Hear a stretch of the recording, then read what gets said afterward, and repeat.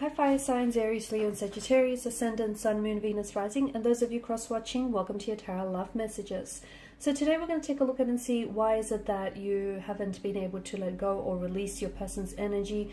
What still makes you, what still keeps you holding on, or what still has you so attached to them.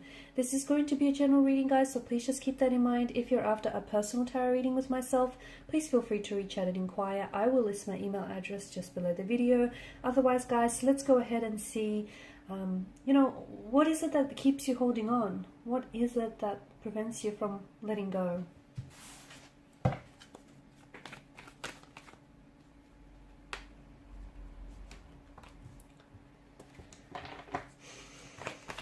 Hope is the key word that comes up here with the Five of Pentacles. You're still hopeful.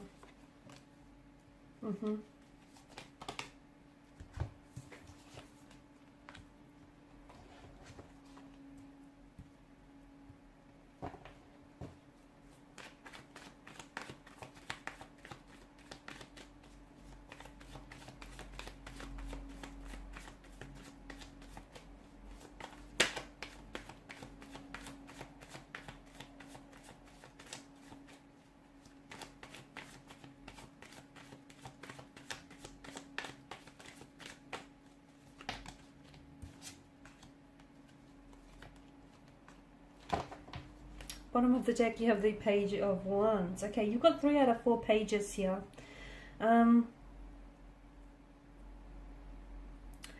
feel like a lot of you are still you're holding on to a sense of hope. And in holding on to hope, it's what keeps you being unable to detach from them. It's what keeps you holding on, okay? Because, hope is all you have, even if you have nothing at all. And a lot of you, maybe this is someone whom, you've completely disconnected with this person, the relationship, the connection, he has experienced a breakdown and you haven't heard from this person. But I feel like you still hold hope. You're still holding out for them coming back into your life. You're still holding out from hearing from them. You're still holding a space in your heart for this person and also in your life. You're holding a physical space in your life for them to come back and reconnect, reconcile, hopefully revive or rejuvenate this relationship with you. You're holding on to this person. You're holding on to them, to their energy here. You're holding on to what you had and even what you could have had. And I feel like for a lot of you, that's what's preventing you from moving forward. It's all the things that the two of you spoke about having one day, the life that you guys have built up in your mind's eye, the visions that you've had for one another and for each, for the future here. It's that, and there may have been visions, but there are also illusions. So you're holding on to the illusion of what could have been, and that's what's keeping you from moving forward. And look, for some of you, there may still be hope. And it's hard, it's going to be a little bit hard to move on from something when there is still hope in the situation, right? And I feel like for a lot of you, that's the very thing that keeps you holding on. Because you're hopeful that one day you guys will reconnect, that everything will just work itself out and it'll fall back into its place, even though the circumstances may look very doom and gloom, but you're still hopeful that everything is going to work itself out. You're also romanticizing this person or the situation. And when you put someone up on a pedestal, you instantly create a separation between yourself and this energy, okay? So a part of you is romanticizing, like you're looking at the situation and you're seeing what you want to see rather than what's really there. And maybe that works hand in hand with you holding out hope. Like, are you really being hopeful, or is that just you holding on to the illusion of what could have been? Is there really hope, or is just that you're holding on to the expectations and the illusions of what could have been between the two of you? So do be careful. Make sure that you're being honest with yourself, okay? And the hardest person to be honest with is yourselves, but you deserve that. You deserve that and no less here.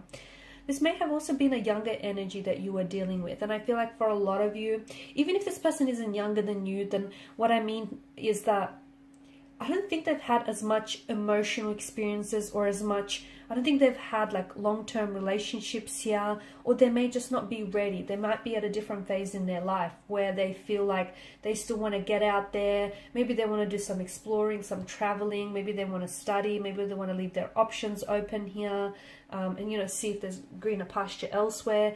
It just feels like you're on very different stages, at different stages or phases of your lives here.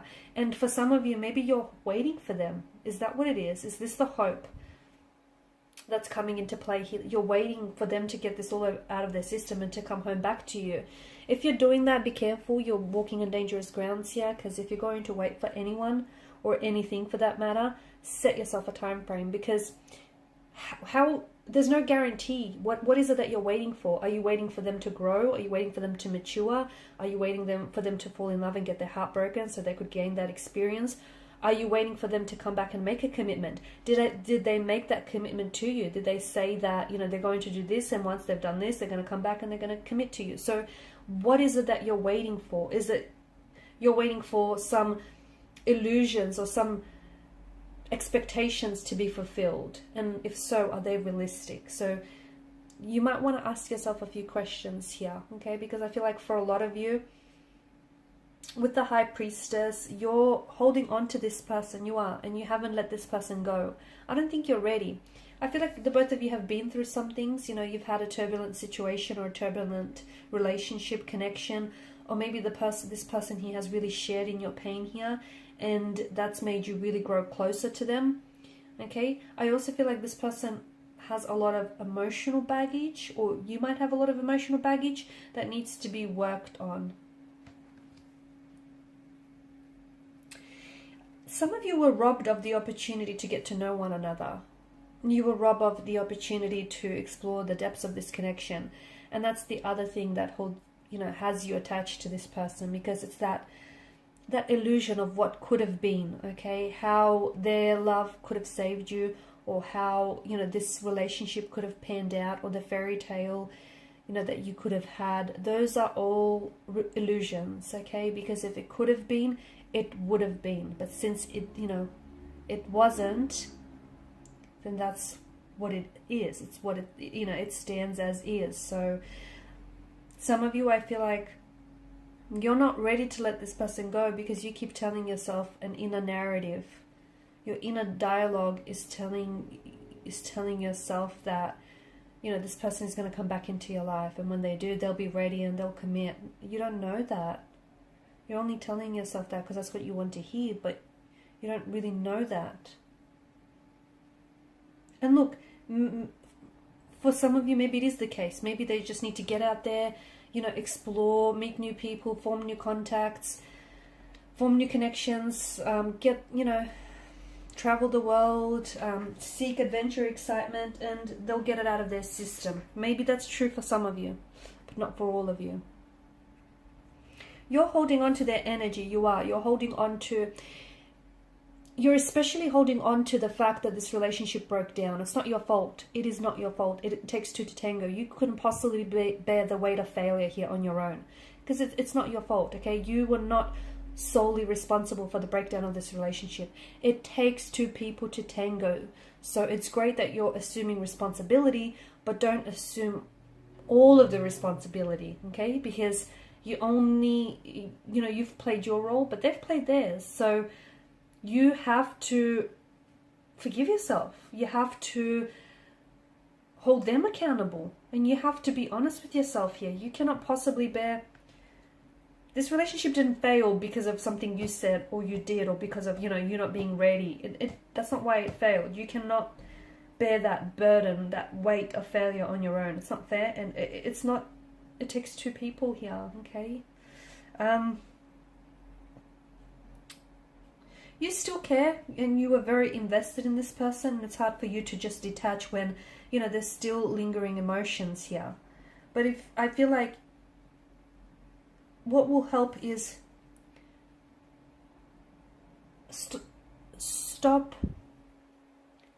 Okay, this might sound a bit blunt, but don't repeat this negative dialogue that you keep telling yourself. Stop that. Why it didn't work out, and how different things could have been, and all the things that you could have had, Again, if it could have been, guys, it would have been. I know it's painful to hear, but stop telling yourself that inner dialogue, because it's not your fault. And, you know, it doesn't fall upon you. And emotions need to be accompanied by mental activity, you know, by a mental narrative. And you keep telling yourself a mental narrative that then feeds your emotions. Once you let go of this mental narrative, you will then be able to release this person and these emotions. Alright guys, and these are your messages. Thank you, as always, for watching, listening. Please show your support by subscribing to the channel, by liking, sharing, or commenting. Bye for now.